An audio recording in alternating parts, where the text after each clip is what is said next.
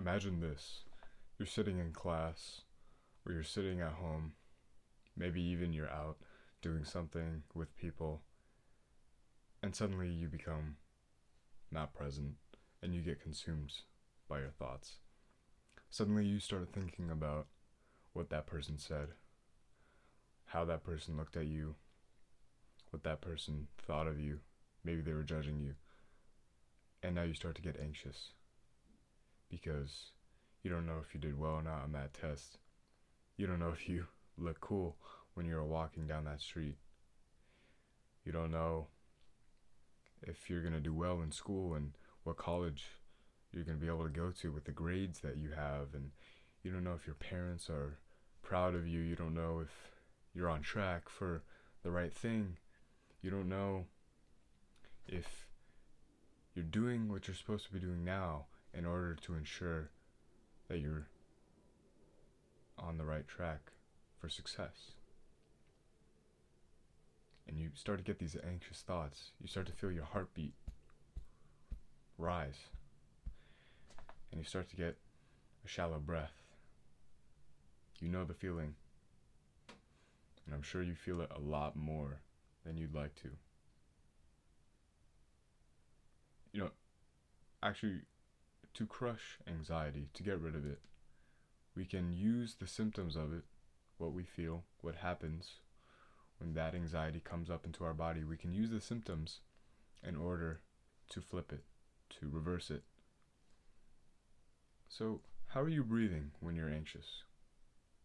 You think you're taking nice deep breaths in order to get maximal, optimal oxygen to your brain in order to think clearly?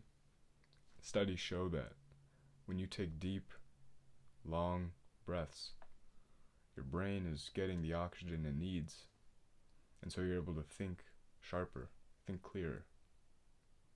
Or are you breathing shallow when you're anxious, to where your brain's not getting the oxygen it needs, and you start worrying and you're not thinking clearly? I bet you're breathing shallow. Of course you are. That's the natural response. Your thoughts are racing. Maybe you might start jittering in your chair. You might start moving. This is okay. It's normal to have anxiety, but we shouldn't be living in it.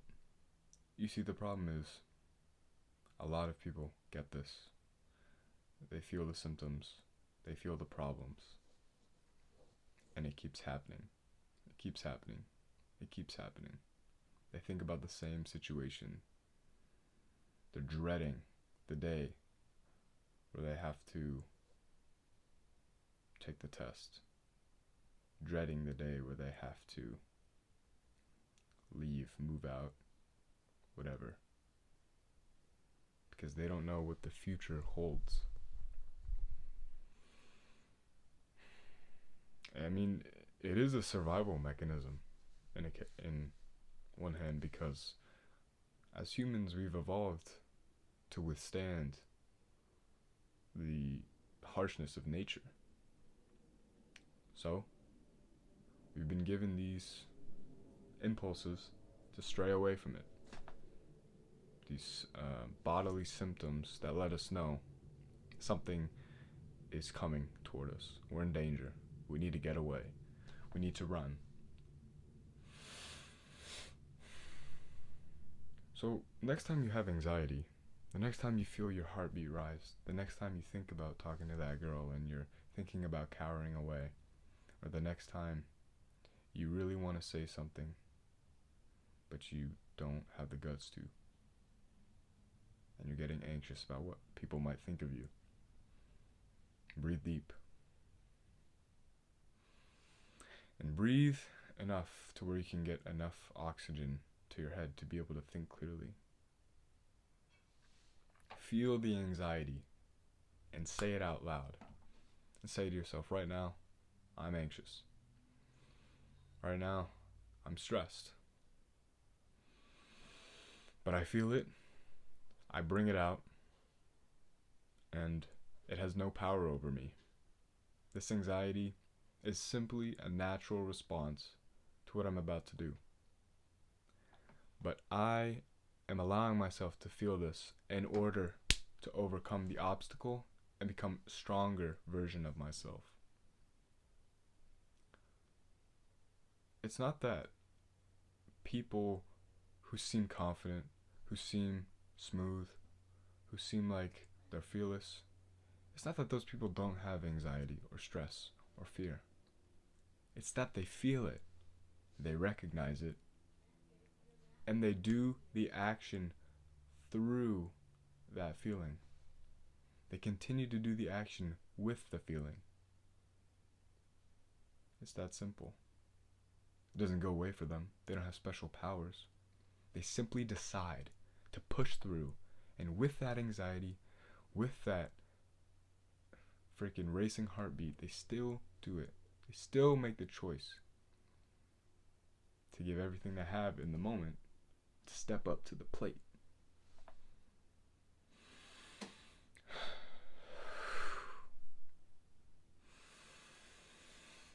Take a deep breath with me. Everything is going to be okay. You don't have to stress over every little thing. There's going to be problems. There's going to be mess ups. There's going to be things that you're not sure about, always. Don't let it consume you. Stay strong. This is what life is about. It's about overcoming. Next time you have anxiety, overcome it with deep breaths, recognizing the anxiety, bringing it out, and forcing yourself, making the decision to push through the difficult task that you dread. The next time tomorrow, the actionable step here is the next time you have anxiety, breathe it out, recognize it, and recognize the potential dangers that you may be facing with this anxiety, the task that you dread doing, right? Identify the potential dangers. You're not going to die. You're going to be just fine, and when you push through, you're going to be stronger because of it. So, next time you feel anxious, think about the situation, evaluate it, and prepare yourself as best you can. Once you prepare yourself, sit back and don't worry about it, because you've already done what needs to be done. And instead of worrying, instead of being anxious about what could go wrong, be focused, confident, and calm, thinking about what could go right. And thinking that you are becoming stronger as a byproduct of pushing through the anxiety, going through with the task, and essentially becoming a new person at the end of it. So that's the mindset I want you to have with anxiety when you're feeling anxious. This is a very powerful thing to recognize, because if you can push through fear, anxiety, and you can do it, you will see a whole new version of yourself on the other side. I'll give you an example. A year ago, almost exactly a year ago, there was a girl that I wanted to ask out to homecoming. I was pretty scared, right? I had a lot of anxiety, and I mulled it over for a little bit. I didn't tell anybody I was gonna do it.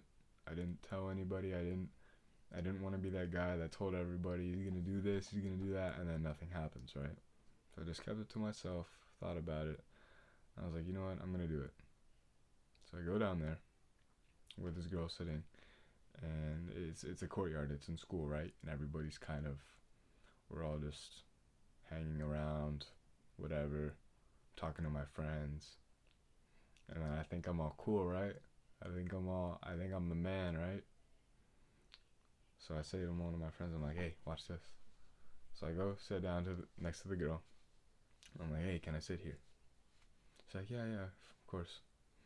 I'm like, blah, blah, blah. I ask her, whatever, the dance that we have, high school dance. I asked her, she's like, no, blah, blah, blah, for whatever reason. She said, no, because she was going to a different one. She wasn't going to our school dance. She was, um, you know. But the thing is, I fought through the anxiety. I fought through the anxiety and I didn't die. I became a stronger version of myself because of it. It wasn't about, it's never about whether the girl says yes or no, really. It's about training yourself to push through hard times. Who cares if the girl says yes or no? Right? I mean, it's cool if she says yes, but if she says no, you learn that even if that thing does go wrong, you're stronger because of it. That's the power that you have if you push through anxiety. So, thank you. I thank you for watching this. Thank you for recognizing that you have anxiety, and now you can take the step to become the next best version of yourself by pushing through anxiety, by deciding in the moment to overcome and to step up.